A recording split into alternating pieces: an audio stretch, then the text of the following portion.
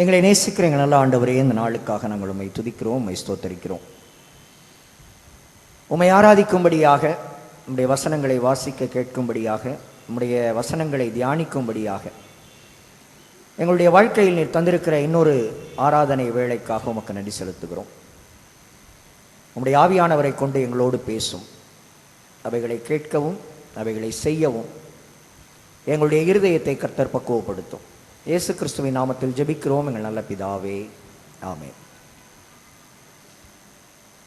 ஆண்டவராகிய இயேசு கிறிஸ்துவின் நாமம் மகிமைப்படுவதாக. அவருடைய நாமத்தினாலே உங்கள் யாவரையும் வாழ்த்துகிறேன். இந்த லெந்து காலங்களின் முதல் வார கூட்டங்களிலே உங்களோடு சேர்ந்து ஆண்டவரை ஆராதிப்பதிலே, தியானிப்பதிலே நான் மகிழ்ச்சி அடைகிறேன். தொடர்ந்து என்னுடைய ஊழியங்களுக்காக, என்னுடைய எழுத்து பணிகளுக்காக ஜெபித்துக் கொள்ளுங்கள். கர்த்தர் நமக்கு உதவி செய்வாராக. இந்த நாளிலே நாம் நற்செய்தி பாடமாக வாசிக்க கேட்ட மத்தேயு 8ஆம் அதிகாரம் முதல் 4 வசனங்களை கவனிப்போம். இந்த ஞாயிறு அன்டச்சபிள், தொடக்கூடாதவர்கள், தொடக்கூடாதவைகள் என்பதை நம்முடைய திருச்சபை நமக்கு தலைப்பாக கொடுத்திருக்கிறது. யாரை அல்லது எதை தொடக்கூடாது என்கிற கேள்விக்கு இன்றைய வேத பகுதி நமக்கு சொல்லுகிற செய்தி தொழுநோயாளியை என்பதுதான். இஸ்ரவேலிலே ஒருவன் தொழுநோய் உடையவனாக காணப்படுவானானால் அவனை நாட்டை விட்டு தனிமைப்படுத்தி வைப்பார்கள். அவனை பார்க்க, அவனோடு பேச, வீட்டில் இருக்கின்ற நல்ல நிகழ்ச்சிகளுக்கு, நேரத்திற்கு அவனை அழைக்க மறுப்பார்கள். அவனுக்கு உணவு தூரத்திலே கொண்டு போய் வைக்கப்படும். வந்தவர்கள் உணவை வைத்துவிட்டு மறைந்து போன பிறகு அவன் வந்து உணவை எடுத்துக்கொண்டு செல்ல வேண்டும். இந்த கொரோனா காலத்தில் நம்மெல்லாம் வீட்டிலேயே இருந்து 3 நேரத்துக்கு 4 நேரம் சூடாகவே சாப்பிட்டு பழகிட்டோம். இப்போ மறுபடியும் வேலை, பள்ளிக்கூடம், கல்லூரி அப்படின்னு போகிறப்போ நிறைய பேருக்கு சாப்பாடு இறங்க மாட்டேங்குது. ஏன்னா சூடாக சாப்பிட்டோம், இப்போ ஆறி போய் சாப்பிட வேண்டியிருக்கு அப்படின்றது. இன்னொன்று, காலையிலேயே எழும்பி வேக வேகமாக எல்லா வேலையும் செய்ய வேண்டியிருக்கு. அதுவும் ரொம்ப கஷ்டமாக இருக்கு. உண்மையிலே இந்த தொழுநோயாளிகளுடைய நிலைமை ரொம்ப பரிதாபம். கடுமையான மழை, புயல், இல்லை வீட்டார் வேறு ஏதாவது ஒரு ஊருக்கு போயிடுறாங்க, ஏதாவது ஒரு நிகழ்ச்சிக்கு போயிடுறாங்க அப்படின்னா இவங்களுக்கெல்லாம் சாப்பாடே கிடைக்காது. அந்த வியாதி மருந்து கண்டுபிடிக்க முடியாத ஒரு வியாதி, எளிதில் சுகமாகாத ஒரு வியாதி. வியாதி வந்துச்சுன்னா சாவு தான். அப்படிப்பட்ட ஒரு நிலை. ஒருவேளை அந்த வழியே வேறு யாரேனும் வருவார்களானால், வழி தெரியாமல் அந்த பக்கமாக வேறு யாரேனும் வருவார்களானால், அந்த தொழுநோயாளிகள் நான் அசுத்தன், நான் அசுத்தன் என்று கத்த வேண்டும்.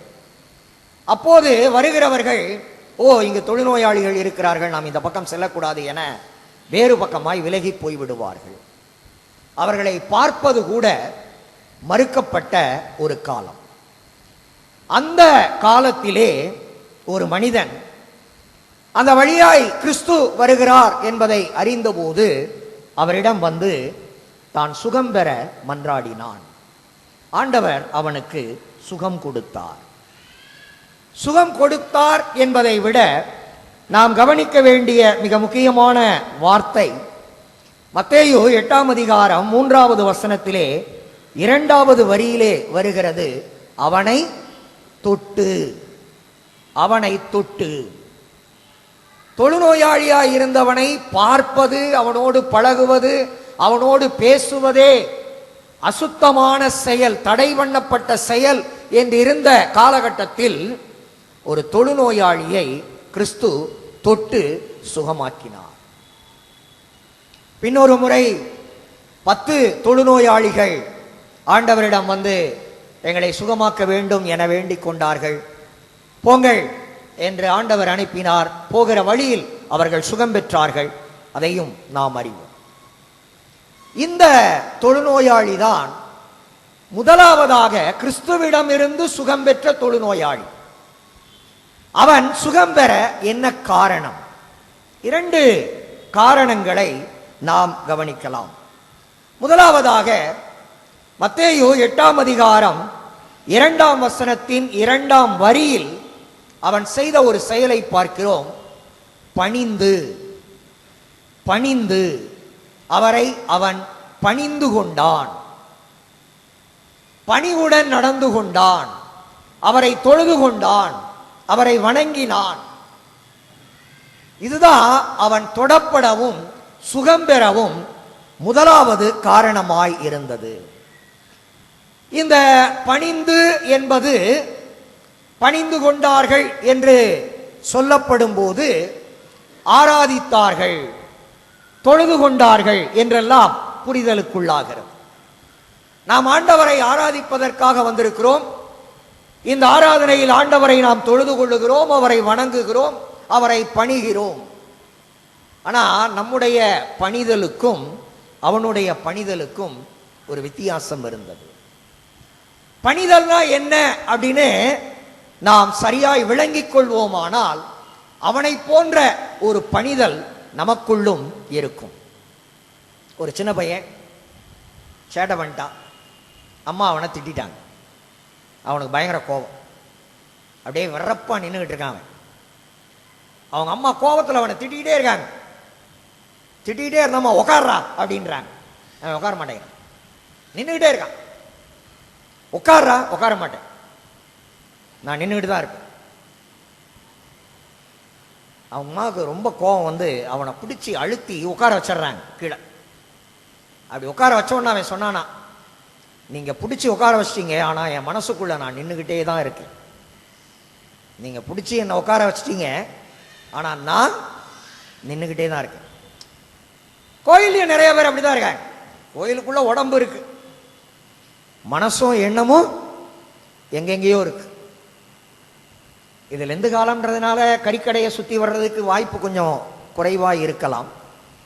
அந்த வேலை பாதியிலேயே நிற்குது, துணி துவைக்கணும், இந்த மனுஷன் பேச வந்திருக்கிறான், எப்போ முடிப்பான்னு தெரியாது, பிள்ளைங்க ரேலிக்கு போயிருக்காங்க, சாப்பாடு கொடுக்கணும், இந்த மாதிரி எத்தனை விஷயங்கள் உங்கள் மனசுக்குள்ளேயும் சிந்தனைக்குள்ளேயும் வட்டமடிச்சு கொண்டே இருக்கோ தெரியல. சிந்தனை அப்படின்றது எப்பவுமே பறக்கக்கூடிய ஒன்று. அது ஒரு இடத்துல அதை உட்கார வைக்கிறது ரொம்ப கஷ்டம். பணிதல் அப்படின்றதுல என்னுடைய முழு ஆழ்த்தத்துவமும் அவருக்கு முன்னால் அவரை உணர்ந்து மண்டியிட்டு இருக்க வேண்டும். அதுதான் பணிதல். இன்னைக்கு நம்ம எல்லாருக்குள்ளேயும் ஒரு அதிகார பிடிவாத பண்பு வளர்ந்து விட்டது. நான் யார் தெரியுமா, நான் இப்படிப்பட்டாள், நான் அப்படிப்பட்டாள், நான் அதை செய்வேன், நான் இதை செய்வேன் அப்படின்ற எண்ணம் அதிகமா வளர்ந்துருச்சு. இப்போ சில பேருக்கு ரொம்ப பெருமை ஒண்ணு, எனக்கு கொரோனாவே வரல தெரியுமா, அது கூட ஒரு பெருமைக்குரிய குறிப்பாக இன்னைக்கு மாறி போய்கிட்டே இருக்கு.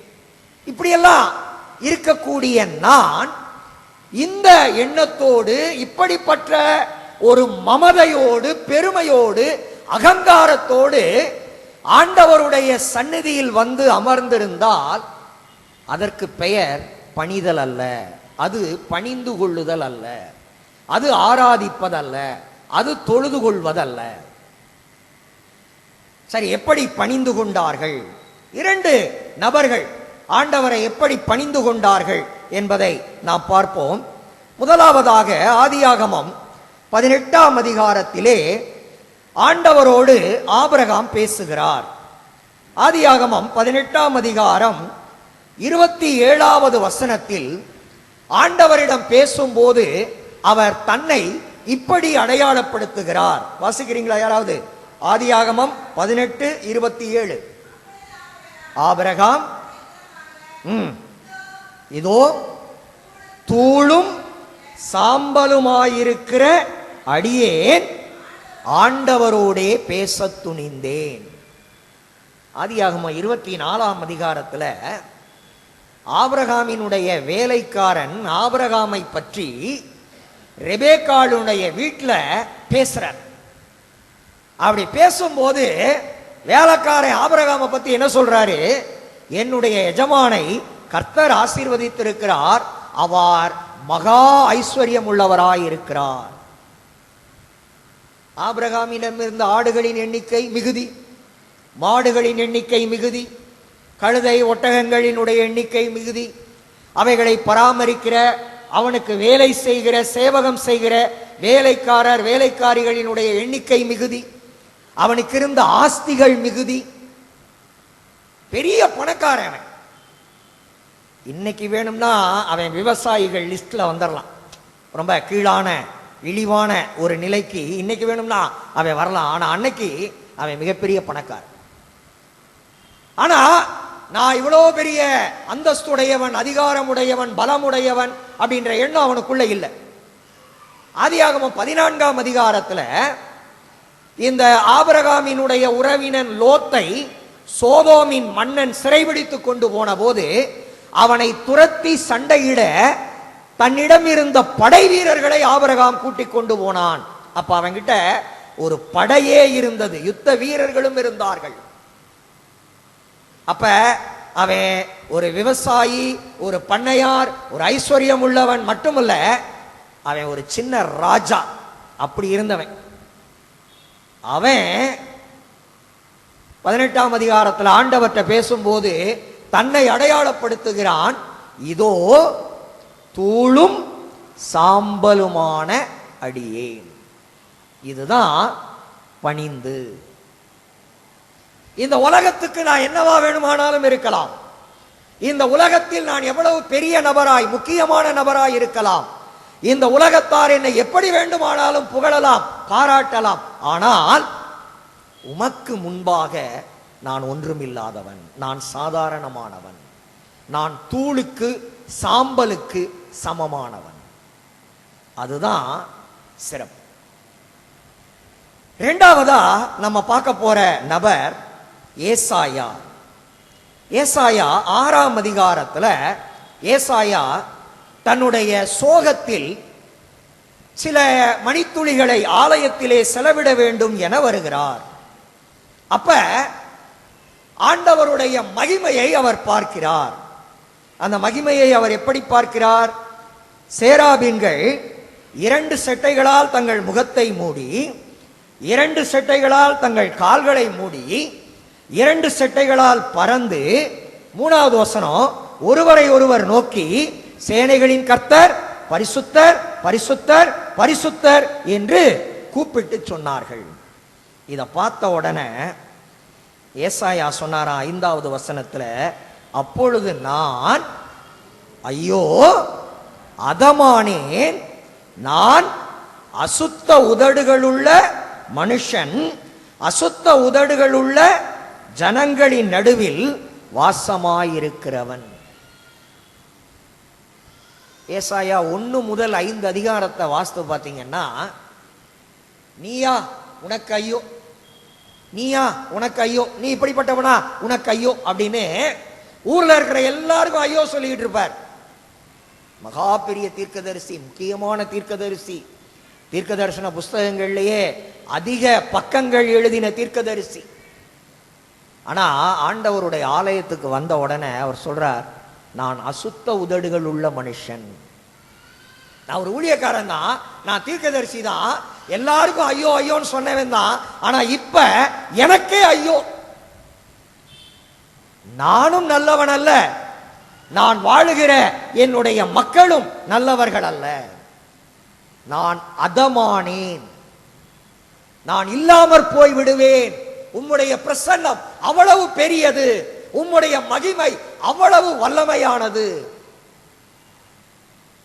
அதை உணர்ந்தாத்தான் ஆண்டவரை பணிந்து கொள்ள தோன்றும். என் வயதுடைய மக்கள் ஒரு நிகழ்வை மறந்திருக்க மாட்டார்கள்.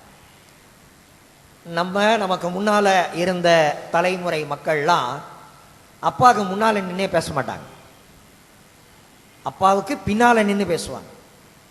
அப்படி இல்லைன்னா அம்மாட்ட போய் பேசுவாங்க. வாங்கி கொடுமா, காசு வேணும், இது வேணும், அது வேணும், இங்கே போகணும், நான் போயிட்டு வரேன், அப்பாவை போக சொல்லி அனுமதி கொடுக்க சொல்லு அப்படின்ட்டு அப்பாவுக்கு நேர் முன்னால் நின்று பேச மாட்டாங்க. ஆனால் இப்போ அப்பா தலையை பிடிச்சி ஆட்டுது. தர்றியா இல்லையா, செய்றியா இல்லையா? இன்னைக்கு நான் நிறைய பிள்ளைகளை பார்க்குறேன், போயிட்டு வரேன் அவ்வளோதான். எங்கே போகிறேன், எதுக்கு போகிறேன், எப்போ வருவேன், அதெல்லாம் ஒன்றும் கிடையாது. என் கூட சில வாலிபர்கள் இருப்பாங்க, அவங்க வீட்டில் இருந்து அம்மா ஃபோன் அடிப்பாங்க, வாரேன் வாரேன், சாப்பிடவா சொல்கிறேன், அவ்வளோதான். அதுக்கு அம்மா என்ன பதில் சொல்கிறாங்களான்னு தெரியாது, அதுக்குள்ளே ஃபோனை கட் பண்ணிடுது. ஏய் யார்ட்டடா பேசுனேன், அம்மாட்ட யாரா இப்படி பேசுறது, அப்படிதான். ஏன்னா அவர் ஒரு கம்பெனியோட மேனேஜர், கம்பெனியில் பார்க்குறேன்னா அவரை பார்த்து கும்பிட்றேன். அதனால அவன் என்ன நினச்சிக்கிறான், அம்மாவும் நம்மளை பார்த்து கும்பிடுவோம். இப்போ அந்த எண்ணம் இன்னும் வளர்ந்து என்னவாயிருச்சு, ஆண்டவரும் நம்மளை பார்த்து கும்பிடுவோம். நான் யாருக்கும் இன்னைக்கு கிறிஸ்தவத்தில் பலுகி பெருகி இருக்கிற ஒரு தவறான எண்ணம் இது. இப்படிப்பட்ட இருமாப்பு, பிடிவாதம், அகங்காரம் இருக்கிற வரை நாம் ஆண்டவரை சரியாய் பணிந்து கொள்ளவில்லை என்று அர்த்தம். அப்ப தொழுது கொள்ளுதல், பணிதல் அப்படின்னா என்ன? 2 வாக்கியங்களை நான் சொல்ல விரும்புகிறேன். ஒன்று ஆண்டவரை உணர்ந்து கொள்ளுவது, 2வது என்னை உணர்ந்து கொள்வது. இது 2ஐயும் நான் சரியாய் உணர்ந்து கொள்ளுவதுதான் பணிந்து கொள்ளுவது, தொழுது கொள்ளுவது, ஆராதிப்பது. இதை செய்யாம நான் ஆண்டவரை ஆராதிக்கிறேன், கைதட்டி ஆராதிக்கிறேன், பாடல் பாடி ஆராதிக்கிறேன், மெய் மறந்து ஆராதிக்கிறேன், துதித்துக் கொண்டே இருக்கிறேன், அதெல்லாம் அப்படித்தான் இன்னைக்கு ஆராதனைன்னு அர்த்தமாகிவிட்டது. அப்படிப்பட்ட வெற்றி கூச்சல்களும் ஆர்ப்பாட்டங்களும் தான் ஆராதனைகளாக அடையாளப்படுத்தப்படுகிறது. அதனால நாமும் இன்றைக்கு அந்த நிலைக்கே போய்விட்டோம். ஆராதனைன்னு அது இல்லைங்க. ஆண்டவர் யார், நான் யார், அவர்கிட்ட பேசுறதுக்கு எனக்கு தகுதி இருக்கா, அவரோட பேசுறதுக்கு எனக்கு உரிமை இருக்கா, அவர்கிட்ட என்னால நின்று பேச முடியுமா? யோவான் 1ஆம் அதிகாரத்தில் இயேசு கிறிஸ்துவின் முன்னோடியாகிய யோவான் ஸ்நானகன், நீ யாரியா அப்படின்னு அவர்கிட்ட வந்து கேட்ட பரிசேயர்கள்ட்ட ஒரு வார்த்தையை சொல்றார்.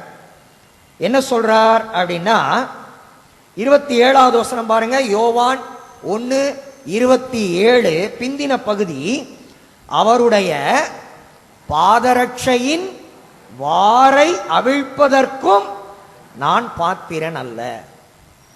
ஒரு மனுஷன் பயன்படுத்துகிற பொருள்ல உயர்வானது, மிக முக்கியமானது, ஆனால் அதே நேரத்தில் இழிவானது பாதரட்சை, செருப்பு.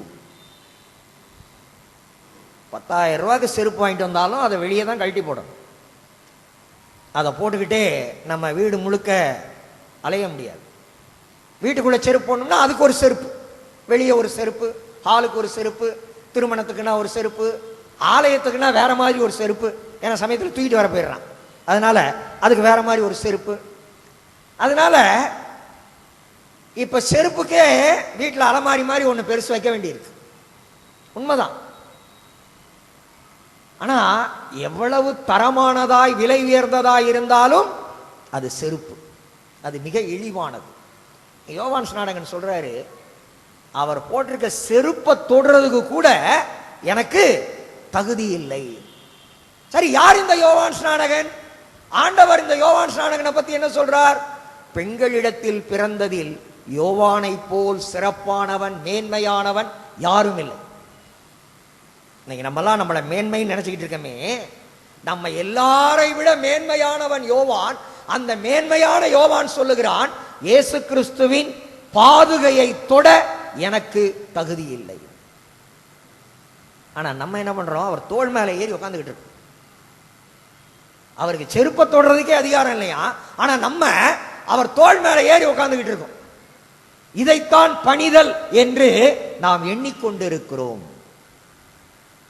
நான் சுத்தமடைய வேண்டுமானால், நான் சுகமடைய வேண்டுமானால், நான் மீட்கப்பட வேண்டுமானால், நான் விடுதலை பெற வேண்டுமானால், நான் அவரிடத்திலிருந்து நன்மை பெற வேண்டுமானால் அவரை பணிந்து கொள்ள வேண்டும்.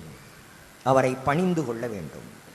இரண்டாவதா இந்த தொழுநோயாளி என்ன செய்தான்? மத்தேயு 8ஆம் அதிகாரம் 2வது வசனத்திலேயே பிந்தின பகுதியில் அவனுடைய ஒரு வரி ஜெபம் இடம்பெற்றிருக்கு. சேர்ந்து வாசிக்கிறீங்களா? 2வது வரியினுடைய கடைசியில இருந்து, ஆண்டவரே, அதுல இருந்து வாசிங்களேன். ஆண்டவரே, உமக்கு சித்தமானால் என்னை சுத்தமாக்க உம்மால் ஆகும். ஆண்டவரே, உமக்கு சித்தமானால் என்னை சுத்தமாக்க உம்மாலே ஆகும். இரண்டாவதா அவன் மன்றாடினான். அவன் மன்றாடினான், வேண்டிக் கொண்டான், கெஞ்சினான், என்ன வார்த்தைனாலும் சொல்லலாம். ஆனா அவனுடைய மன்றாட்டு, அவனுடைய கெஞ்சுதல் எப்படிப்பட்டதா இருந்தது? உமக்கு சித்தமானால், உமக்கு சித்தமானால் என்னை சுத்தமாக்கும். அப்ப இந்த வாக்கியத்தை கொஞ்சம் மாத்தி எழுதணும்னா இப்படி எழுதலாம், உமக்கு சித்தம் இல்லை என்றால், வார்த்தையை வரமாட்டேங்குது இல்ல, உமக்கு சித்தம் இல்லை என்றால் என்னை சுத்தமாக்க வேண்டாம். என்னைக்கும் ஆண்டவற்றை எதுக்காக ஜெபம் பண்ணாலும் இப்படித்தான் ஜெபம் பண்ணணும்ன்றது ஆண்டவர் கொடுத்திருக்கிற மிக முக்கியமான ஒரு மாதிரியாகும். பரமண்டலங்களில் இருக்கிற எங்கள் பிதாவே, நிறைய தடவை அந்த ஜெபத்தை நம்ம சொல்றோம். என்ன சொல்றோம்? உம்முடைய சித்தம் பரலோகத்திலே செய்யப்படுவது போல பூமியிலேயும் செய்யப்படுவதாக. பிதா ஒரு கட்டளையை பரலோகத்திலே பிறப்பிக்கிறார். அவருடைய தூதர்களில் யாரேனும் அதற்கு மறுப்பு தெரிவிப்பார்களா? எதிர்ப்பு தெரிவிப்பார்களா? நான் இதை செய்ய மாட்டேன் என சொல்லுவார்களா?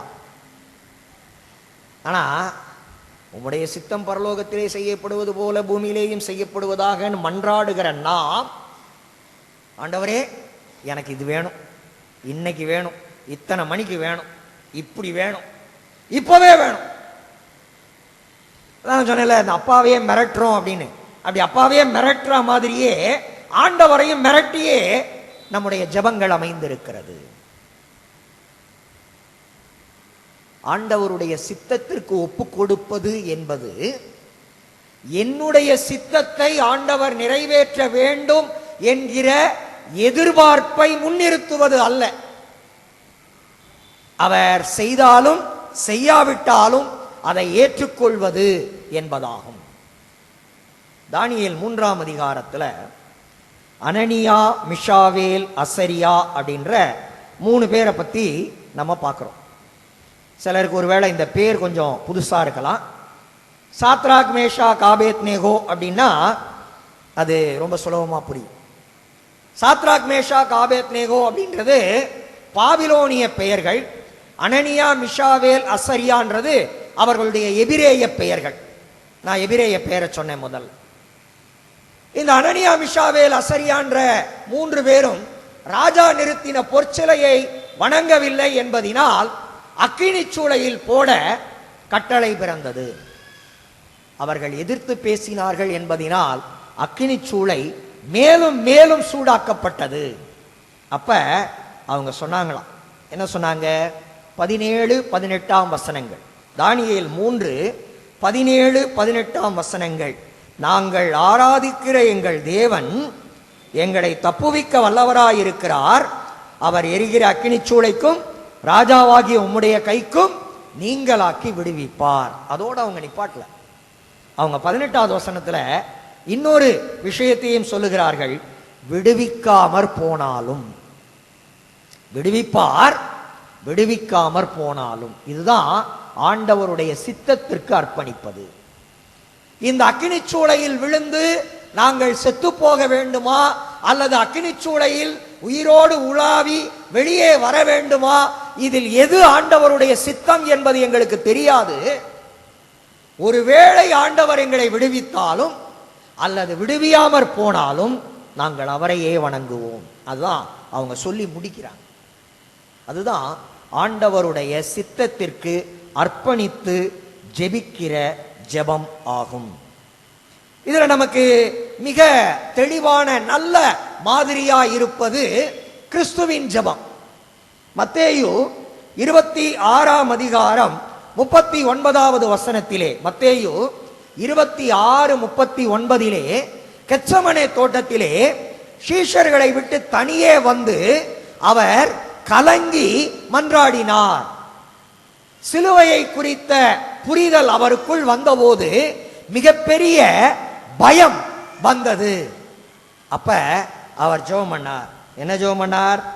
என் பிதாவே, இந்த பாத்திரம் என்னை விட்டு நீங்க கூடுமானால் நீங்கும்படி செய்யும். ஆகிலும் என் சித்தத்தின்படி அல்ல, உம்முடைய சித்தத்தின்படியே ஆக கடவது. இந்த பாத்திரத்தில் பானம் பண்ண நான் விரும்பவில்லை. இது மிக கடினமான பாத்திரம், கசப்பான பாத்திரம். எனவே இந்த பாத்திரத்திலே பானம் பண்ண எனக்கு விருப்பம் இல்லை. அவர் ஜெபத்தை அதோட நிப்பாட்டல. ஆனாலும் உம்முடைய சித்தப்படி, இயேசு கிறிஸ்துவை குறித்த பிதாவின் சித்தம், அவர் அந்த பாத்திரத்தை பானம் பண்ண வேண்டியதாய் இருந்தது. அவர் அந்த பாத்திரத்திலே பானம் பண்ணினார்.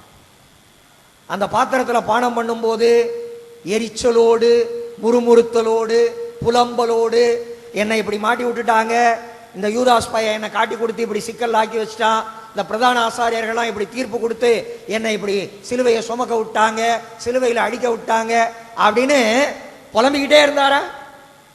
அவர் மிக்க மகிழ்ச்சியோடு அந்த சிலுவையை சுமந்தார், அந்த சிலுவையிலே தொங்கினார், சிலுவையிலே மரித்தார்.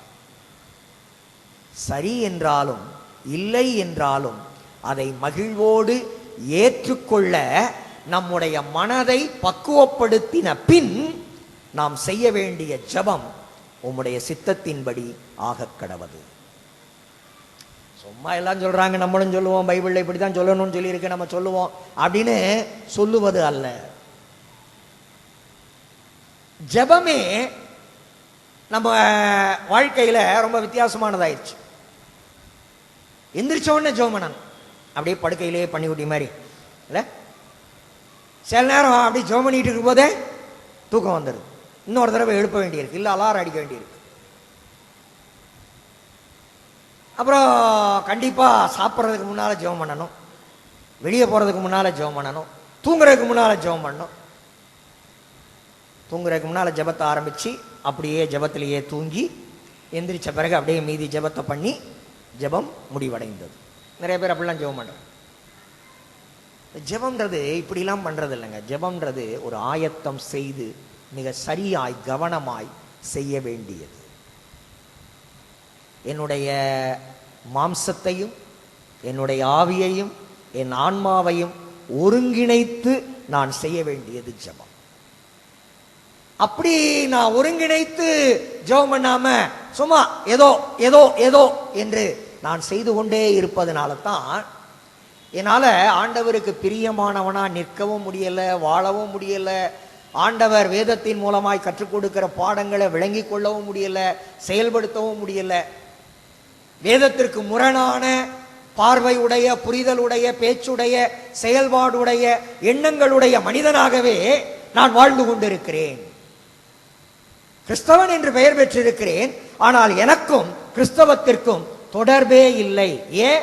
நான் எதையுமே ஒரு புரிதலோடு, ஆயத்தத்தோடு, சரியான மனநிலையோடு செய்வதில்லை. அப்படி செய்கிற ஒரு பழக்கம் நமக்கு தேவை. நம்ம ஊருக்கு குட்டி ஜப்பான் அப்படின்னு பேர். உழைப்பாளிகள் மிகுந்த நகரம் இது. கொஞ்சம் யோசிங்களேன், நம்முடைய தயாரிப்புகள், நம்மிடத்தில் அச்சடிக்கப்படுகிற புத்தகங்கள், காலண்டர்கள், கவர்கள், இதெல்லாம் எந்த அளவுக்கு தரமுடையதா இருக்கிறது? கொஞ்சம் யோசிச்சு பாருங்க. ஒருவேளை நீங்க பிரஸ் வச்சிருந்தா, இல்ல கடை வச்சிருந்தா, நீங்கள் பொருட்களை விற்கிறவங்களா இருந்தால் அல்லது வாங்குறவங்களா இருந்தால் அது தயாரிக்கிறவங்களா இருந்தால் நீங்கள் செய்கிற பொருள் எந்த அளவுக்கு தரமானதாக இருக்கிறது, சுத்தமானதாக இருக்கிறது. கேட்டவன் ஒரு அளவு கேட்டிருக்கான், அந்த பேப்பர் இல்லை, அதை விட தரம் குறைஞ்ச பேப்பர் தான் இருக்குது, சும்மா போட்டு அடி கொடுப்போம், போட்டோம், வேலை நிற்கக்கூடாது, மிஷின் ஓடிக்கிட்டே இருக்கணும். அதிகம் உழைக்கிறோம், ஆனால் தரமான வேலைகள் நம்மிடத்தில் இல்லை. அந்த தரம் குறைந்து கொண்டே இருக்கிறது. எப்படி நம்முடைய நகரத்தின் தயாரிப்புகளின் தரம் குறைந்து கொண்டே இருக்கிறதோ அப்படியே கிறிஸ்தவர்களாகிய நம்முடைய தரமும் குறைந்து கொண்டே இருக்கிறதோ என்கிற ஒரு கேள்வி நமக்குள் நாம் கேட்டு பார்க்க வேண்டிய கேள்வி. ஏன் இந்த கேள்வி ரொம்ப முக்கியமாகிறது? ஆண்டவருடைய சித்தத்திற்கும் நமக்கும் இருக்கிற மிகப்பெரிய முரண்பாடு, வித்தியாசம், ஆண்டவரோடு இணங்கி செல்ல மனமற்ற தன்மை, இதுதான் இதற்கு முக்கிய காரணம். இஸ்ரவேலர்களுக்கு தலைவனாக மோசே விரும்பவே இல்லை. இவ்வளவு நாள் ஆடு மேய்ச்சாச்சு, மிஞ்சின காலத்திலையும் ஆடு மேய்ச்சிக்கிட்டு அப்படியே இருந்துருவோன்றதுதான் அவனுடைய எண்ணமாயிருந்தது. ஆனால் அவனை இஸ்ரவேலர்களுக்கு தலைவனாக்கி அவர்களை எகிப்திலிருந்து மீட்டு கானானுக்கு கொண்டு செல்லும்படியான பணியை சுமத்த வேண்டும் என்பது இறைவனின் சித்தமாயிருந்தது. அந்த பணியை அவன் ஏற்றுக்கொண்டான். அந்த பணியை மகிழ்வாய் அவன் செய்து முடித்தான். யாத்திராகமம் 32ஆம் அதிகாரத்தினுடைய பிந்தின பகுதியில் இஸ்ரவேல் மக்களை அழித்து விடுகிறேன் அப்படின்னு ஆண்டவர் சொன்னப்ப ரொம்ப நிம்மதியா, தயவு செய்து அதை செய், நான் நிம்மதியா இருப்பேன் அப்படின்னு அவன் ஆண்டவர்கிட்ட சொல்லலை. அவங்களை அழிக்கிறதுனா நீர் என்னை கொன்று போடு, அவங்க அழிஞ்சிட்டாங்கன்ற செய்தி மற்றவங்களுக்கு தெரிஞ்சா அவங்க எல்லாம் உம்மை இகழுவார்கள். கூட்டிட்டு போனாரே கடவுள், அந்த கடவுளுக்கு வல்லமை இல்லை, அதனால தான் அந்த மக்கள் எல்லாம் கொண்டுட்டாருன்னு உம்மை இழிவாய் பேசுவார்கள். அந்த வார்த்தையை நான் கேட்க விரும்பல, என்னை கொன்று போடும். எப்படிப்பட்ட ஒரு மாற்றம் இந்த மோசேக்குள்! இப்படி ஆண்டவருக்காக வாழ்கிற, பேசுகிற, மக்களுக்காக அவரிடத்தில் மன்றாடுகிற மனிதர்களாக நாம் இருக்க வேண்டும்.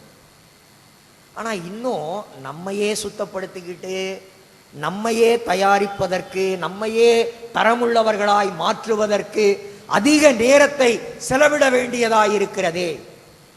நாமே இன்னும் ஆன்மீகத்தில் தொழுநோயாளிகளாக இருந்து கொண்டே இருந்தோமானால் இன்னும் எத்தனை பேரை நாம் தொட்டு சுகப்படுத்த முடியும்?